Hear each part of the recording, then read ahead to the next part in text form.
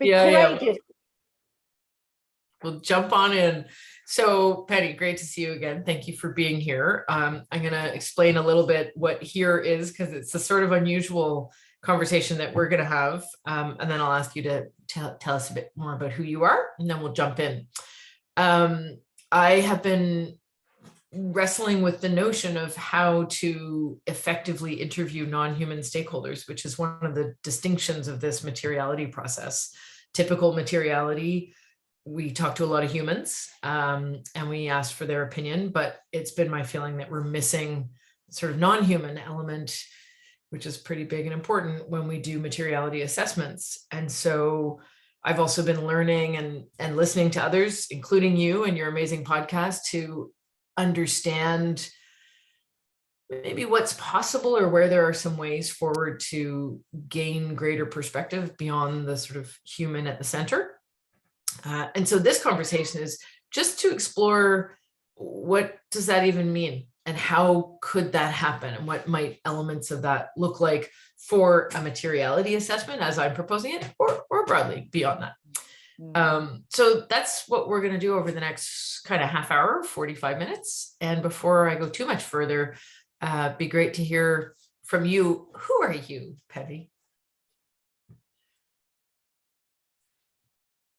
I was just looking at my unstable connection. Is it okay? Yeah. So Penelope Mavor. Yeah. What am I? I'm a leadership coach and consultant, and I just we connected on Twitter, and didn't we way back? But my background is sustainable development, and so I'm sort of nourished by what you offer to the world, Lorraine, and your wisdom in regenerative way, really. And I had you on the podcast, the Earth Converse podcast, because I'm curious about our relationships and conversations with the earth. And I think this is the thing. I think that any geopolitical issue or any organizational issue or personal issue is around our own connection with ourselves and the earth. And so I'm up for this conversation and exploring this with you. Thanks. Cool, thanks. And before we go too much further, can you just say a little bit more about the Earth Converse podcast? Because I think it's really cool. Oh, yeah. Anybody watching this may just want to pause here and go straight there. So yeah, just it is incredible. It is. And I was just really conversations with the earth. And so I created an anthology, 50 episodes of just different people, how they connect and converse with the earth. And I think it's, it's from vision quests to actually just stories about how they have connected or felt themselves disconnect and reconnect. And also their offerings about like nature-based practices or conscious practices. So there's little tips about just, from, just feeling the air on your skin to, a vision quest of 4 days and 4 nights without eating and in the wilderness, and just really tapping into your own wisdom through nature's wisdom. So tune in. Thanks. Awesome. I'll remember to put a link in this video description, because I'm not at the YouTube place where I can go link here and then have it show up. Someone, if anybody watching this can do that, give me a call. Tech support.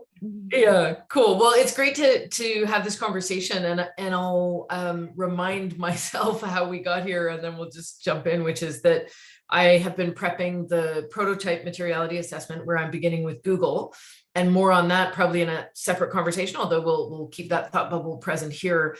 And as I was casting around looking for ways to engage non-human stakeholders to get perspective on the questions that I'm trying to put to the world on this assessment, to understand how could Google contribute to, or how maybe does it undermine a regenerative future, or the future I want. As I was trying to get insights on that from a non-human perspective, I realized through our conversations and my listening to your podcast that you are really well positioned to help at least think that question through, if not help answer it. And I'm aware, by the way, that even saying these things is verging on, at best absurd, at worst like fluffy and ignorant. So I'm kind of in dodgy territory. And I still think it's really necessary for all the reasons you just talked about in terms of connecting and reconnecting and finding our sort of best selves. So there isn't a great structure to this, but I'd like to explore what that might mean. I'm particularly grateful that my non-human stakeholders, Joni, is joining this. If you're seeing the video, you can see her coming going. She's communing with some other non-humans. I think they are squirrels on the back balcony. If you're only getting the audio, you're missing out on some fun visuals, but she may chime in vocally in a moment. So with that, I know that Penny, you had put some thought into this in advance, and I wonder if you have particular questions or sort of provocations that you want to throw into the mix, and we could just sort of bat them around. Yeah. So I mean, when you say stakeholders, like even if I think about Google, we'll just go straight there just as an example, but like it's huge. So when you would think about doing this, what is that in terms of, yeah. Yeah, it's a great question. I'll probably use a cheat, which is to say what it isn't, and then do my best to go into what it is from there. So typically in the materiality assessment world that I'm trying to move away from, so i.e. what I don't think the right answer is, stakeholders would be defined in a pretty typical way. So companies would typically reach out to people they can interview in a constructive manner.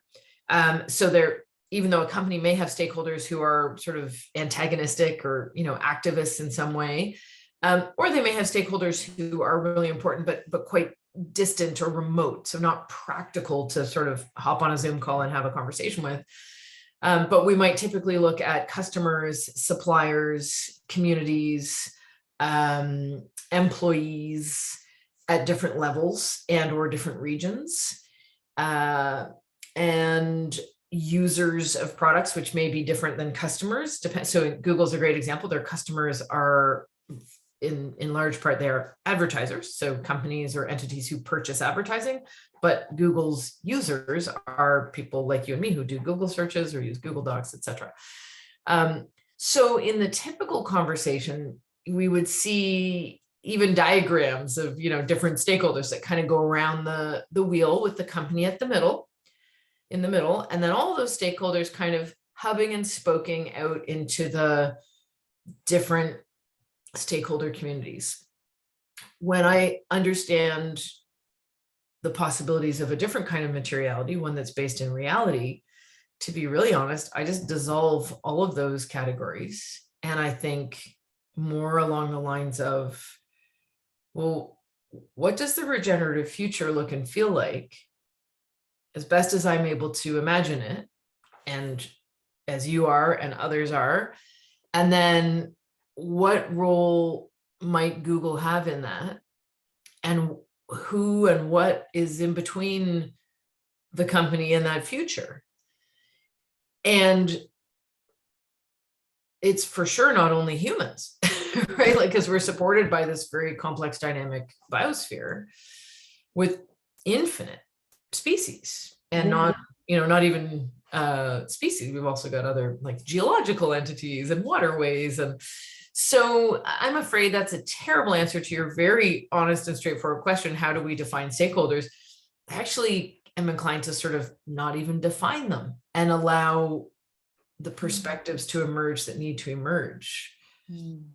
But I don't know, how would you go about defining Google's stakeholders or their non-human? Yeah, I mean, it is so vast. I'm sort of getting even overwhelmed. Everybody has obviously an opinion, and I don't know how these actually even consumer groups or just even how it logistically it happens. Just on a personal level, on a human level. I guess where I'm thinking. I don't know. I'm just thinking about either extremes, like.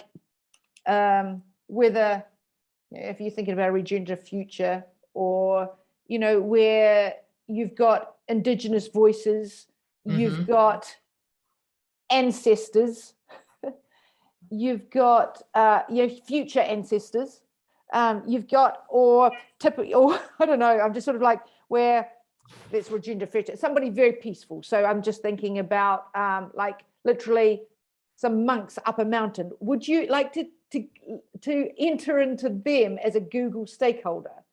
You know, to sort of feel that, or actually ask a robot, you know, an existing robot. I don't know, you know. I'm thinking of, and I think, I mean, the non-human stakeholders, I think might be keep coming down to sort of where the process is. I'm just thinking we're a exec board, or from, let's say, Google's exec board, literally go out to the land on a vision quest, or go out to the land and see what, with their questions of what this means for our future. What is it? How does the natural world reflect back what it says about us? You know, and so that would be that could be thing. You know, I don't know, I'm mixing process with actually answering that. No, I love it. I mean, again, there's no right way here. We have so much liberty in this conversation because we can invent whatever we want, at least with our imaginations, if not with our own experience of conversations and places we've been. I'll tell you one track. So I'm also aware that, like, you and I'm making some assumptions about both of us, but like we're both like roughly peers in terms of our ethnic backgrounds, our linguistic turnings, and even our professional backgrounds, although we sort of are loosely from the sustainability community in a kind of northern white, generally traditional corporate universe. And again, like, you and I are different, and that's a blunt description, but I'm aware that we already are kind of constrained by that. And yet we're both a bit unusual, I think, in our communities, and we'll go into places. But let me just try on a couple of the strands that have come to me, and I'm aware that there are many that I'm not thinking of, which is part of why I wanted to sort of provoke this conversation with you. I live in Montreal, and I'm near the St. Lawrence River. We were just talking about how the map behind me illustrates that. And so, for instance, I was doing a bit of a thought experiment, like if I could talk to the St. Lawrence River and ask the river how it understands Google today and how it might appreciate a Google contributing to a regenerative future, some maybe simplistic but interesting ideas float up for me. So, for instance, today the river's main experience with Google would be things like maps, right? Like people looking up, you know, where am I in relation to the river? And there's all kinds of human settlements along the river, and boat trips and sailing. And so there's kind of a mapping exercise that happens to the river right now, which enables humans to sort of come and go. But if we think into the regenerative future, which gets defined in different ways, but I sort of promote the idea that ecosystems are thriving, they're biodiverse, they're sort of restored and restoring, and humans are living well within that healthy biosphere. Well, Google would have a really different role to play. Like, you wouldn't just Google where can you do a, you know, shot over rapids trip where you get to take cool pictures of you and your friends in a boat on the rapids. Rather, you would potentially be inspired or even incentivized to interpret on behalf of the river, which species did you see and where? And to recognize which of those are migratory species, perhaps birds flying above the river, perhaps aquatic life. And be part of, you know, the way today you can leave a Google review of, you know, the boat company or the restaurant on the riverbank. Imagine if you could leave some kind of perspective of what you saw and the health and the state of those creatures or those riverbanks or the water quality. And not just because you're a researcher, right? Like, the people leaving restaurant reviews aren't restaurant critics, they're just eaters. And that network of like which restaurants are great and which ones aren't is feeding a business model where restaurants get more customers. But what if the business model was migratory birds have healthier places to stop, or beluga whales are never treated as toxic waste again because they're living in a healthy environment. Like, what would Google's role be in that? And so I hear the river kind of proposing that. I don't know. I'm Lovely. what do you think? Yeah. Well, what do you feel? What you said, it was actually things that were flowing up for you. So does it feel true? Well, it feels interesting to me. Like it feels like it's not true now, because the immediate question is like, well, how would they monetize that? Right? Because the reason Google's algorithms work now for restaurant reviews and all the rest of it is financial. And their services, their advertising services are interconnected with all of that. And that's how they make the majority of their money at this moment, about 80%, if I follow from their 2021 annual report. So what would the monetary approach to that be? And then I hear the river going, you humans are the only ones with money. But yeah. Yeah. So it sort of feels like I love it. And then I'm like, oh, I get all kind of shrivelly and closed because I'm like, that's not how it is now. I don't know. How does it feel to you? And maybe not so much the St. Lawrence River. You're in an entirely different kind of aquatic regime where you are. So I don't know. I'm just thinking out loud. I mean, I literally haven't gone to the land with this question, but I feel like I was just, with what would emerge for me. And I think if I visualize either where like either the mother tree, like Google has got so big, but it supports so many others, doesn't it? Like the metaphor of that, or what actually, one of the questions would be, what, like to the CEO, what actually natural, what would symbolize, what do you want Google to be in that respect? What would be in terms of a sort of a mimicry, or what sort of natural form would be regenerative for Google? I'm sort of thinking about that. Or if the Lawrence River, what feeds it? Sort of where is it advertising that feeds it? Mm-hmm. Is it? Or it is now.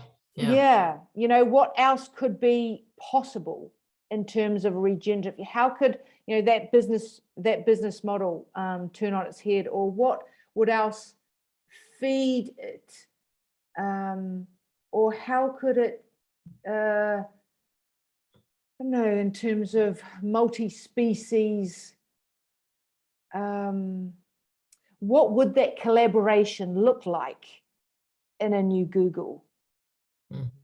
I mean, the thing is that, and I'm jumping where one of the questions is about, where it doesn't feed a vision, is that it invites us to consume. Mm-hmm. And so what you're suggesting there is, how do we become, because the thing is with nature is that we have been consuming it, haven't we? We're either at worst consumer, maybe at best an observer, but how do we participate in that? And what does participation look like, as opposed to a consumer advertising model? Or along the spectrum, how do we choose good advertising? Is it not the restaurant, but actually behaviors that help regenerate a area of the Lawrence River? So yeah, more of a stewardship model. It feels like, when you mentioned participate, if I again just borrow my best ability to imagine on behalf of the St. Lawrence River, right now participating in the river, even then, is often, of course not always, but often consumption based. So you go for a river cruise, you go fishing, you go to the beach, or to some place where you are kind of benefiting from the river. And I say this without judgment. I probably have a little edge of judgment in but I don't mean it in a judgmental way. Like, I do some of those things and I enjoy them, and I think we can and should enjoy those things. But when it's thought through on behalf of the river, what would participating look like? And what would stewarding look like? Mm. And what is the role of a collaborative platform at the scale of a Google? And one of the things, I don't know too much about AI, that's an understatement, but I read some stuff, and I've actually been for the assessment, and this will hopefully be somewhat visible in the prototype that is in theory live by the time anybody's seeing this. I've been looking through the investor earnings calls. So every quarter, publicly listed companies have earnings calls where they talk about their results, and investors can listen in and ask questions. And being publicly listed, Google participates in that. And anybody can listen in on these calls. They're announced in advance. I believe you have to register to be on the call. Not anybody can ask a question, but anybody can listen. I've listened live a few times. You can listen to the recordings afterwards. They're usually, depending on the company and how easy their website is to use, they're usually available on their investor relations page or somewhere sort of buried in their investor documents. And also the transcripts are available. And usually the companies make the transcripts available. Sometimes those are hard to find, but there's ways to find them. They're sort of out there. So anyway, I've been scanning the transcripts. And of course, one of the big plays with Google is around artificial intelligence. And one of the things that's been coming up as I'm exploring this and having other conversations with humans is, just a moment, a non-human would like to join. Here we go. Yes. Is that the AI situation is very concerning. And there's lots of ways to interpret that. But one of the things I've been trying to imagine on behalf of the river is, well, what would be not concerning? Like, what would be really exciting? Because right now, the AI conversation seems to be in service of the mission, which is, basically to organize the world's information to make it accessible. But it's really to grow profits for shareholders. That's how it's functioning right now. But if you took that mission, organize the world's information and make it accessible, you took out the financial incentive, just at least for a thought experiment, and then you ask the river, what would organizing the world's information do for you? Because right now it sort of organizes it so I can find, a new pair of shoes and more, of course, but that's kind of the beating heart of it. The river could be like, oh my gosh, have I got information I'd like to share with you? And I'd like you to share it with them. And then you put that collaborative mindset on and that information sharing, and things get really interesting. Yeah, this is chiming. What comes up for you on that? No, I think that's the thing. I know it's a really big, it's like you have got the, in terms of the information, but how do we serve life?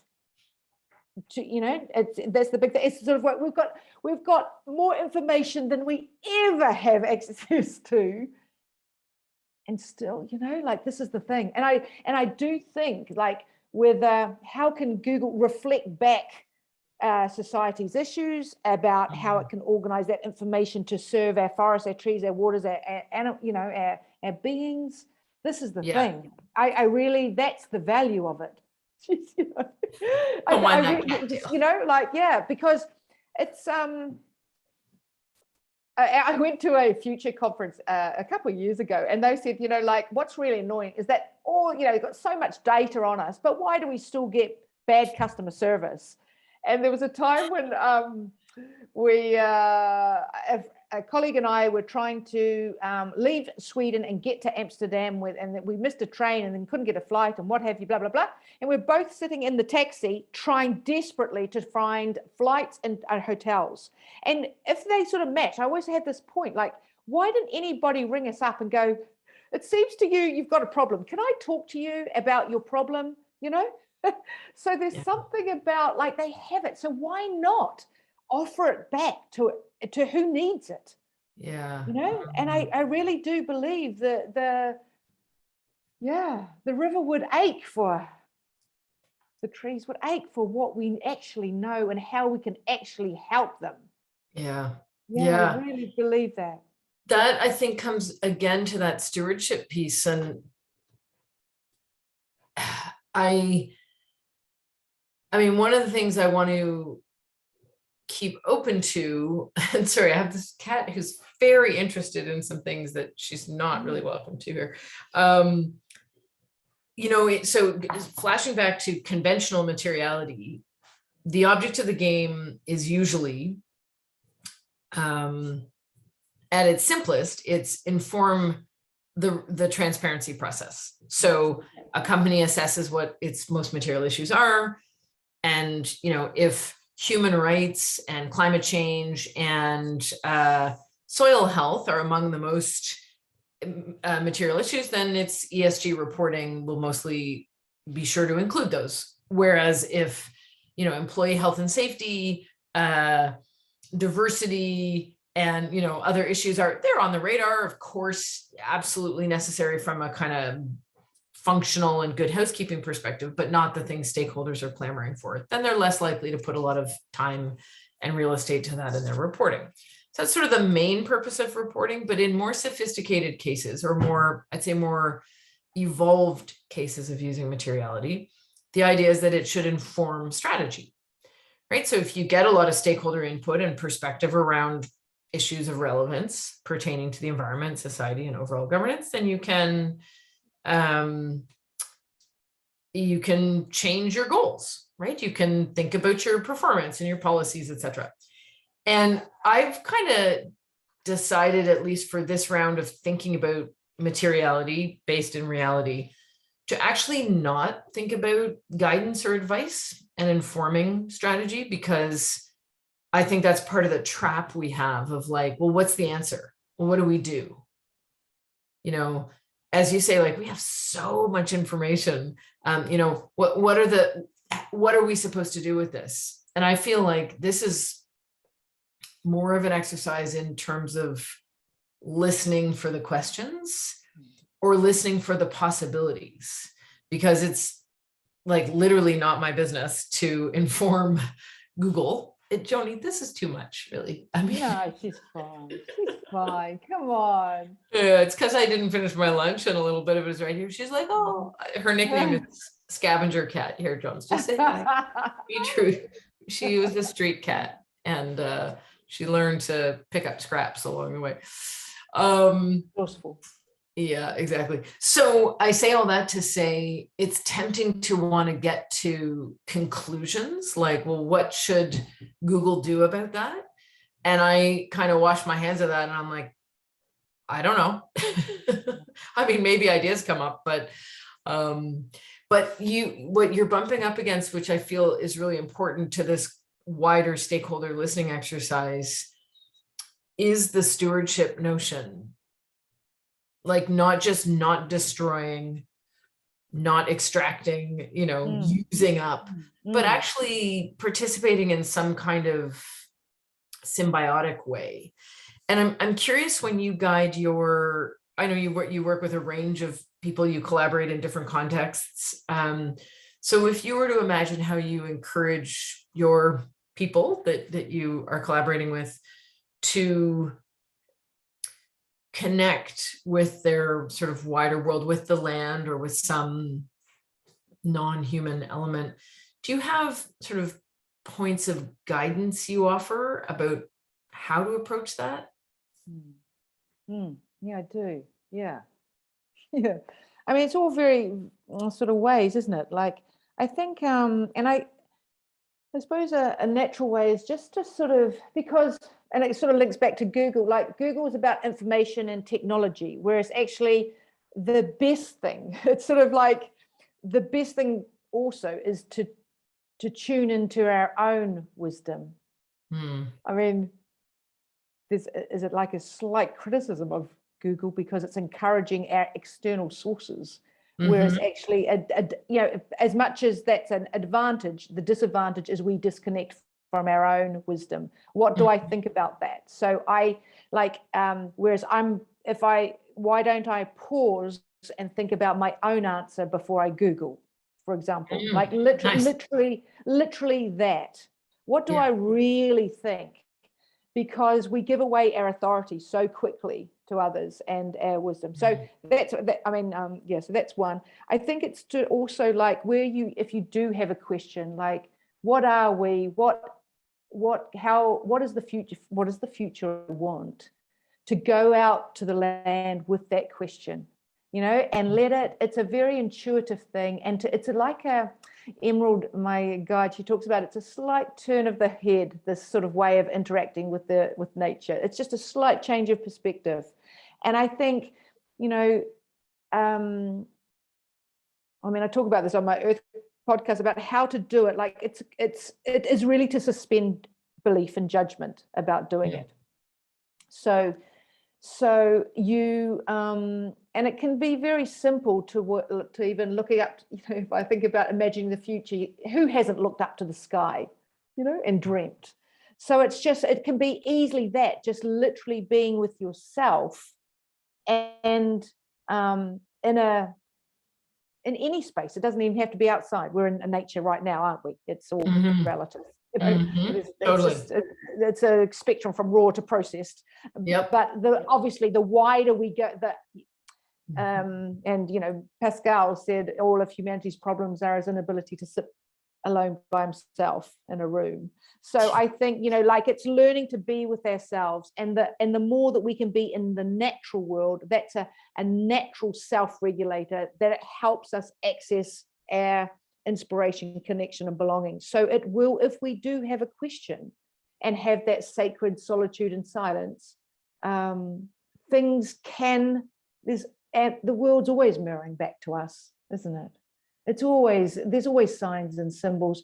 It's a double meaning universe. The bird is a bird, but it's also a messenger. The suns are the sun, but it's also a sacred temple. So it's playing with this metaphor, and so therefore, so we can go out. What is the future I want? And if you're curious, it's like some people call it a nature insight walk, some people call it a medicine walk, but you can just go out to nature and with that question, holding it lightly. So it can be as simple as that, or the longer experiences from indigenous wisdom of going out, fasting, being testing your ability to just sort of literally strip away your modern comforts to really see what you're about, really see what you have, you want as a future. So there's all different ways. There's different ways of even like ceremony, about ancestors. I'm really curious about, if we go calling our ancestors, what would your grandmother say? What would your grandfather? Do what would they say to you now? What would they say about you Googling? I don't know. It's sort of, it's so easily you can sit there and look at your issue or your business, or your, through different lenses, isn't it? That's really neat guidance, especially because in a way,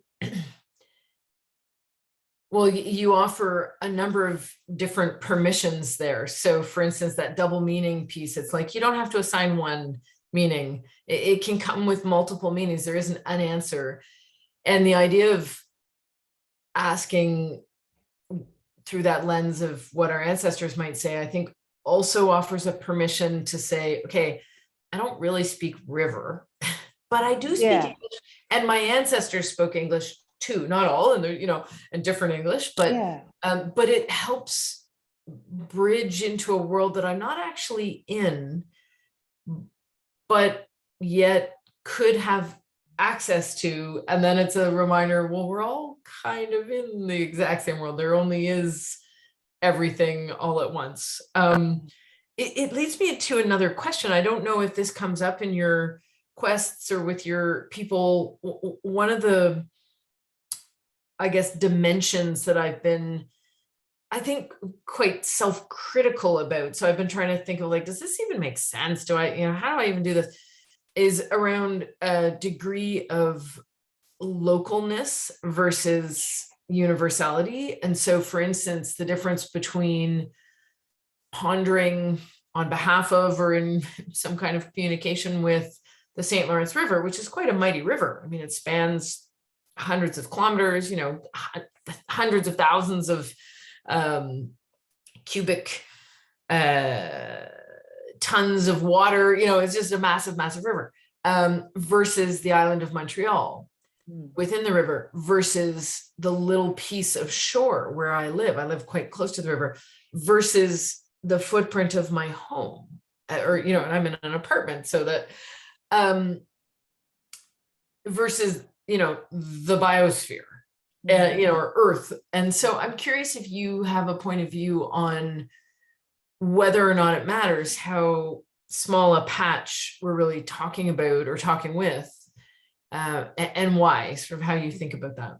And can I flip it back and just sort of, what's your answer to that? So, yeah, well, I think I phase a bit, like I sort of stand back, and because of the work I do still with large companies where I'm looking at sometimes, global reports or industry reports, et cetera, I'm often looking at aggregated global data or trends. And so that's probably my default lens, or my training, is to look at the so-called big picture. But when I follow my heart, it brings me to a closer and narrower examination, which feels like it gives a better representation of the big picture. Like I think, for example, I don't know if you're familiar with the work of the author David George Haskell. He got a lot of press. No, but yeah, but he got a lot of press it. for a couple of years ago, Songs of Trees, and then his most recent work has come out, which I'm forgetting the name of. But actually, the book that, if you haven't read any of his work and you want to start, I would strongly recommend his first book, which is called The Forest Unseen, where I believe the conceit is that something like every day for a year, he may skip a day here or there, it may not be exactly a year, but basically every day for a year, all 4 seasons, he visits a little patch of land, and I think it is a meter across. I mean, we were talking very small, and he sits beside that little patch of land and just observes it, what changes through the 4 seasons. And I believe it's in the foothills of Tennessee, so it experiences winter, not severe winter like up here, but real 4 seasons. And you'd think, like, really, the whole book is about watching a patch of land? Like, what could possibly happen? I'm telling you, Penny, it is gripping. It is gripping what goes on in there, because he's able to give us the layers, and he's a scientist, and he has great awareness of the kind of interplay of the different species and climactic impacts. It is just packed with stories, and those stories, I realized as I read them, are our stories. They're hyper local, literally hyper local, and then they're beautifully universal. So yeah, that's kind of what comes to mind for me. What about for you?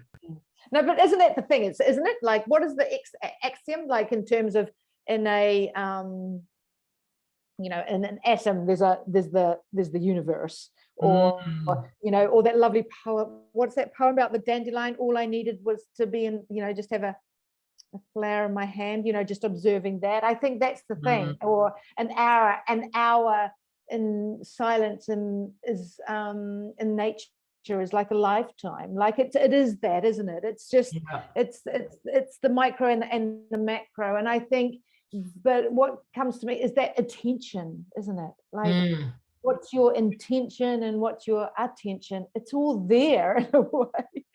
So, which is ironic with Google, because at that, maybe all of our answers are right inside us.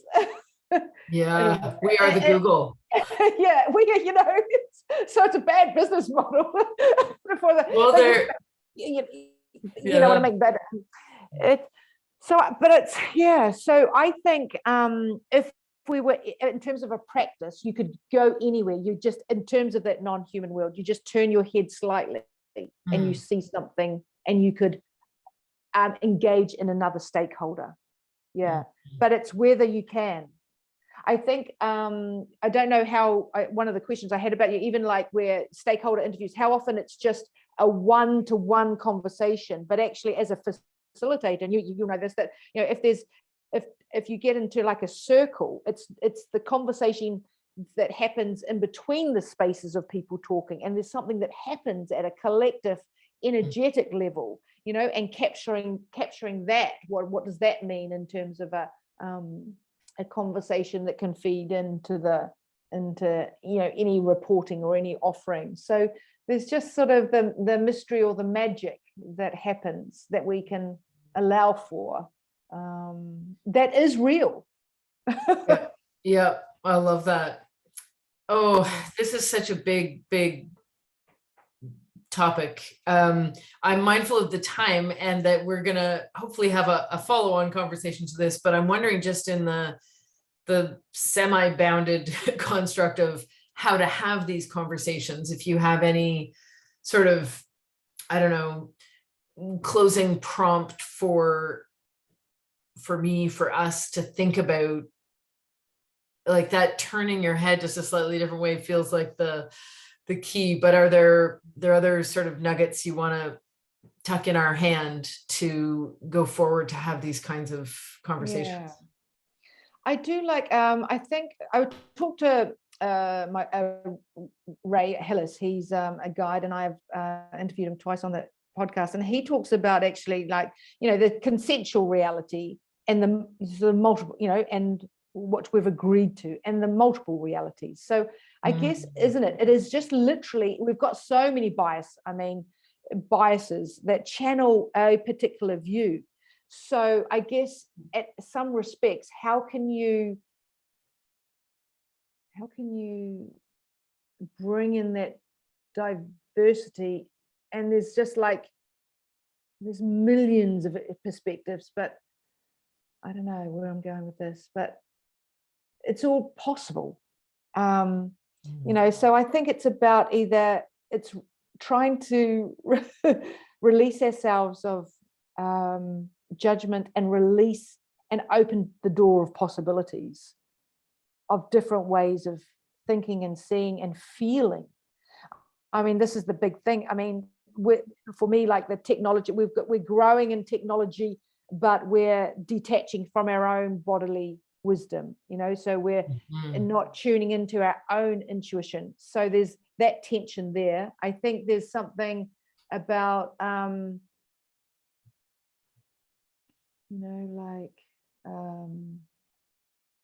was I going to say?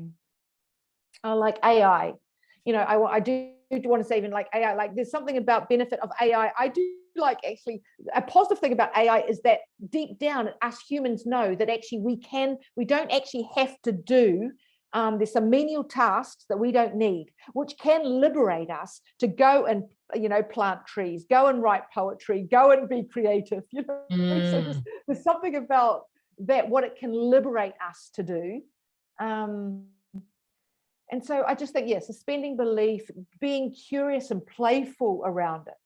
That's the child innocence, isn't it? Like, to see, how can we see our organization? How can we see us? How can we see this in a different way? So whether that's going out to the land, seeing what's, double meaning universe, whether it's going on plant medicines, whatever that is, if it's having a really diverse group and seeing what emerges, if it's talking to the extremes from a, somebody who, has been up in a mountain without Google or without a perspective, as detached as possible, to somebody really close up. It's about, I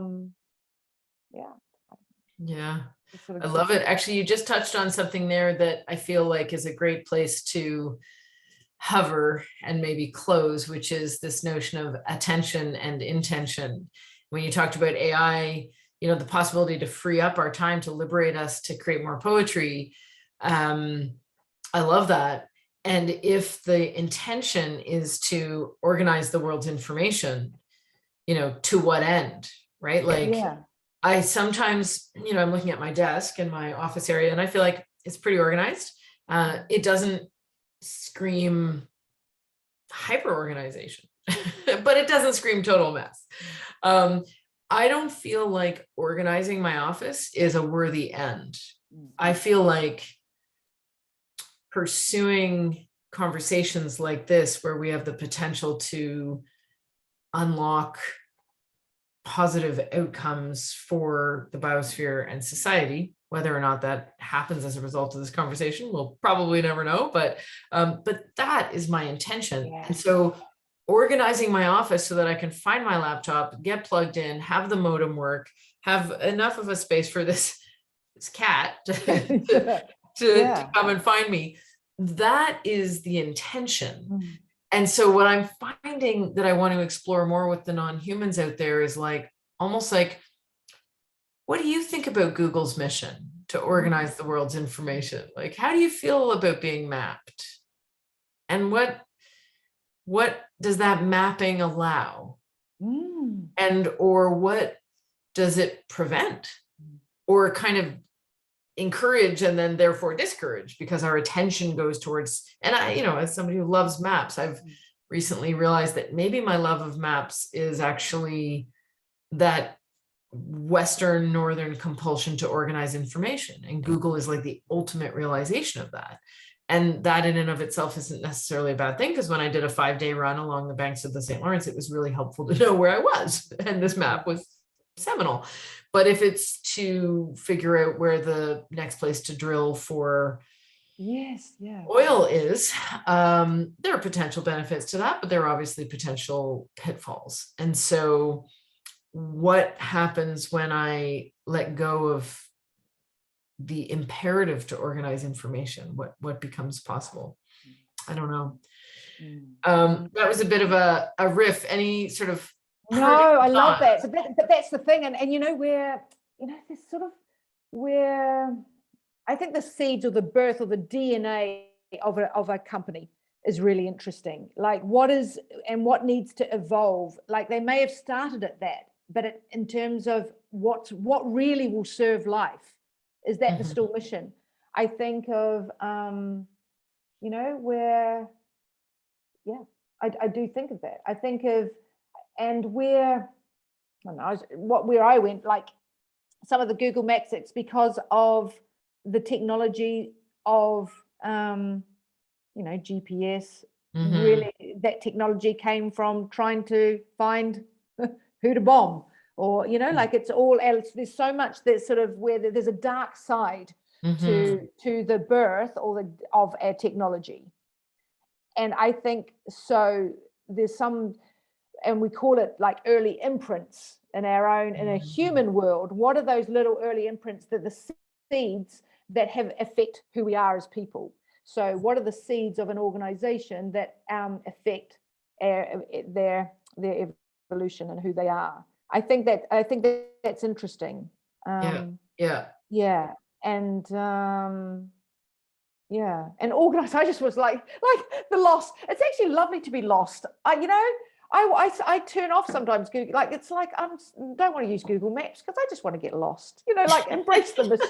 Embrace the mystery. You know, like I mean, So I just what does it all mean? I don't know. Yeah, but it's, how do we allow for our? And can I just say, in terms of you started off with the map, you were saying about north, east, and west and south, and I was thinking actually, if in terms of 4 directions, where does, if it's a natural world, where does the decline, the death, the natural death, the cycle, where does that incorporate in any company's reporting, any company's vision? What do we allow for that, for the autumn or the winter? You know, where do we see that? Where do we hear that? Oh my gosh, I love that. I'm going to propose that's a good place to close this chapter of the conversation and go into kind of, let's let that compost a little bit and see what grows, the spring, the directions. Penny, thank you so much. Really, really appreciate it. It's great to chat. Yeah, thank you. Awesome. Lovely to see you.